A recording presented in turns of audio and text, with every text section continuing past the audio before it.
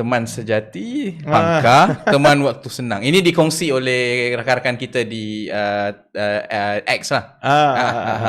Ini sebab ialah dia agak cringe lah kan bila pimpinan parti yang dah tua-tua, Tuan Ibrahim Tuan Man duk menyanyi lagu Teman Sejati ni, lagu nasyid dululah kan.